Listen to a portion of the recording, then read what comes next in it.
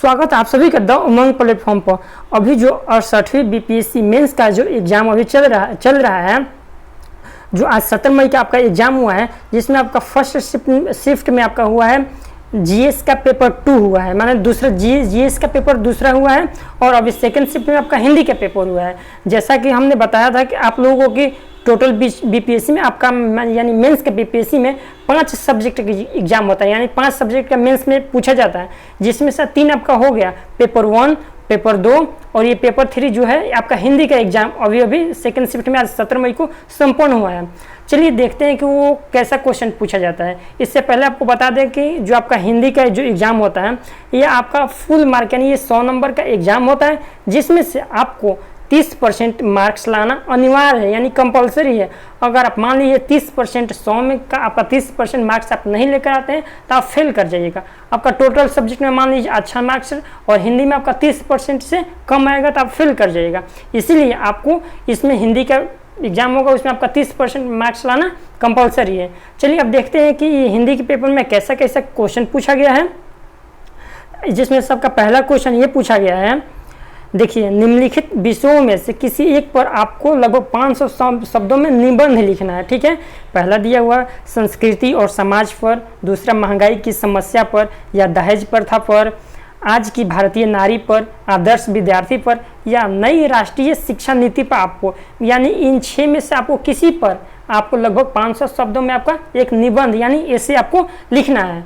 चलिए उसके बाद दूसरा क्वेश्चन आपका इसमें दिया हुआ है कि निम्नलिखित अवतरण का 1/3 शब्दों में सार लिखते हुए उपयुक्त शीर्षक दीजिए। यानी आपका एक पैराग्राफ दिया हुआ है, जिसमें से आपका 1/3 शब्दों में यानी कि एक छोटा सा टुकड़ी में लगभग आपको इसका सार देना है, यानी बताना है कि ये जो दिया हुआ है ये वाक्य ये क्या कह रहा है और इससे संबंधित आपको बताना है, इस मतलब इसका सारांश समरी लिखना है। ठीक है, ये आपका 15 नंबर का ये क्वेश्चन पूछा गया है। उसके बाद तीसरा क्वेश्चन आप देखते हैं। तीसरा क्वेश्चन में दिया हुआ है निम्नलिखित सभी अशुद्ध वाक्यों को शुद्ध करिए। जो आपका ये क ख ग लगभग 10 की संख्या में जो ये 10 दिया हुआ है, इसमें आपका सभी अशुद्ध वाक्य दिया हुआ है, इसको आप खुद से शुद्ध बनाना है आपको। ये एक क्वेश्चन 1 नंबर का रहेगा, यानी 10 क्वेश्चन ये 10 नंबर का पूछा गया है, जिसमें से पहला दिया हुआ है पिताजी आज मुझे 1 रुपये दीजिए। इसको आप शुद्ध करना है, ये आपका गलती वाक्य दिया हुआ है। ठीक है, उसी तरह देखिए यहाँ 5 नंबर पर दिया हुआ है मेरे लिए पढ़ता हूँ, ये अशुद्ध दिए हुए हैं, आपको इसको शुद्ध यानी लिखना है। उसके बाद चौथा क्वेश्चन देखते हैं। चौथा क्वेश्चन में आपका दिया हुआ है निम्नलिखित मुहावरे लोकोक्तियों को किन्हीं 5 के अर्थ में लेकर उन्हें वाक्य को प्रयुक्त करिए। यानी कि ये आपका मुहावरा दिया हुआ है, इस मुहावरा का यानी आपको अर्थ लिखना है।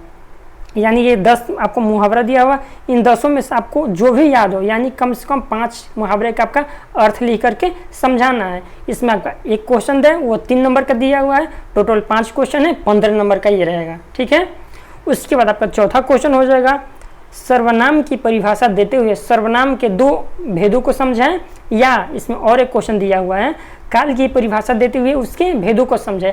आपको सर्वनाम किसे कहते हैं, उसका कितना रूप होता है उसको लिखना है, या अगर वो सर्वनाम नहीं याद है तो काल यानी टेंस आपको लिखना है, और परिभाषा इसका देते हुए डिफिनेशन लेकर के इसके बारे में आपको समझाना कितने प्रकार के होते हैं, क्या होते हैं वो लिखना है। ठीक है, उसके बाद आपका 6 नंबर क्वेश्चन देखते हैं। 6 नंबर में आपका दिया हुआ है निम्नलिखित में से किन्हीं 5 के 2 परिवाची शब्द लिखना है।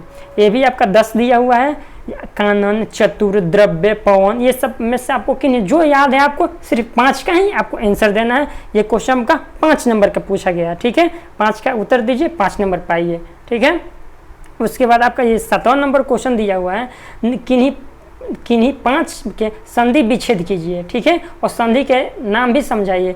10 फिर दिया हुआ है, इसमें से 5 का संधि करना है जो आपका याद हो, और उसका नाम लिखना है कि संधि करने के बाद ये क्या बन जा रहा है। ठीक है, यह भी आपका 5 नंबर का क्वेश्चन रहेगा।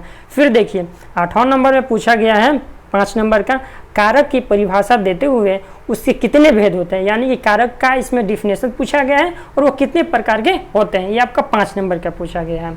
ठीक है, चलिए उसके बाद 9 नंबर क्वेश्चन देखते हैं कि 9 नंबर में आपका क्वेश्चन क्या, ये लास्ट और 9वां नंबर क्वेश्चन है। इसमें दिया हुआ है निम्नलिखित में किन्हीं 5 शब्दों का विलोम शब्द। देखिए कितना आसान इसमें दिया हुआ है, आपको 30% लाना है, 30% कितना आसान इसमें नहीं आ जाएगा, बिल्कुल आ जाएगा। ये देखिए 5 इसमें 5 का विलोम शब्द यानी अपोजिट शब्द आपको लिखना है। गंदा, पाक, जन्म, उचित, सफल, मेहनती, ये सब का 5 नंबर का उत्तर दीजिए और 5 नंबर पाइए। 5 संख्याओं को उत्तर देना है और 5 नंबर पाना है। हर किसी का इसका 30% आ जाएगा, इसका 100 का, इसीलिए आप 30% इस हिंदी में लेकर के मार्क्स आइए। ये भी आपका कितना 3 घंटा का इसमें समय मिलता है, ठीक है। यही आज का एग्जाम जो सेकेंड शिफ्ट में हुआ है वो हिंदी का था, यही आपका क्वेश्चन दिया हुआ है, ठीक है। मिलते हैं अगले वीडियो के साथ।